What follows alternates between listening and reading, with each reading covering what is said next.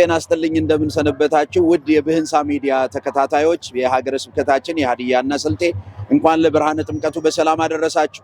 ዛሬ ደግሞ የከተራ በዓል ላይ እንገኛለን። ይልቁንም ጌታችን መድኃኒታችን ኢየሱስ ክርስቶስ ከገሊላ ወደ ዮርዳኖስ ወደ ዮሐንስ መጥምቅ እንዲያጠምቀው በንስሐ ወደሚያውጀው እንደሄደ ዛሬም በትህትና ዝቅ ያለውን ተግባር እርሱን ለማሳየት ታቦታተ ሕጉ ከመንበረ ክብራቸው ተነስተው ወደ ባህረ ጥምቀቱ እየሄዱ ይገኛሉ። ከዚህ የምንማረው እርስ በርሳችን ዝቅ ብለን የምንገዛበት አንዱ አንዱን የሚያገለግልበት ቤተክርስቲያን ለሁሉ ደግሞ ዝቅ ብላ የምታገለግል መሆኑ ይሄንን ለማሳየት የወጣንበት የአደባባይ በዓላችን።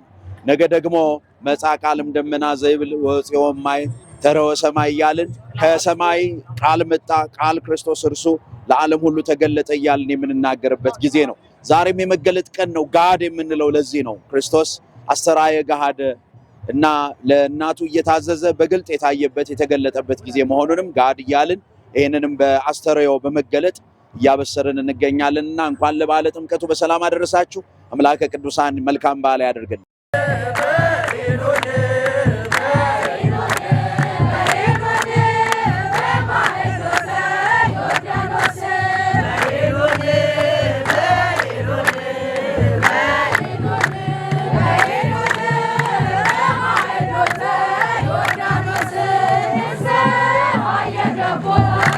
መጋቢያ አእላፍ ቀሲስ ሙሉጌታ ገብረስላሴ ይባላለሁ። የአንብቾ ቅድስት ኪዳነ ምሕረት ቤተክርስቲያን አስተዳዳሪ ሀገረ ስብከቱ የሰበካ ወንጌል ማደራጃ ክፍል ኃላፊ ነኝ።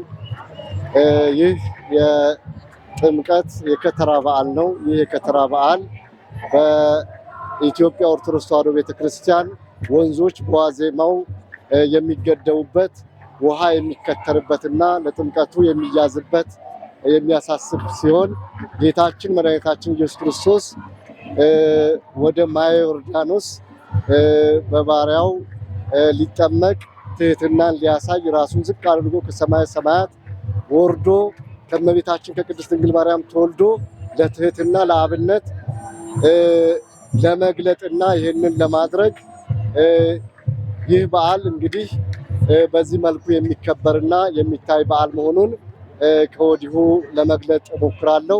የበዓሉ ድባብ እጅግ ውብና ምዕመኑ በነቂስ ወጥቶ ሁሉም እያንዳንዱ ሰው ወጥቶ በደስታ በፍቅር በሰላም እያከበረ ያለበት ራሱን እየተቆጣጠረ ያለበት የደስታና የፍቅር የሰላም በዓል ነው።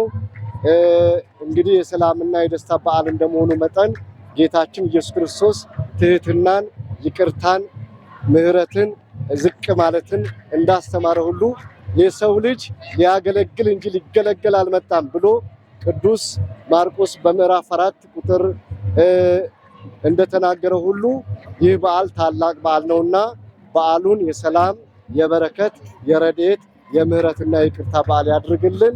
ወስብሐት ለእግዚአብሔር። ይቆየን።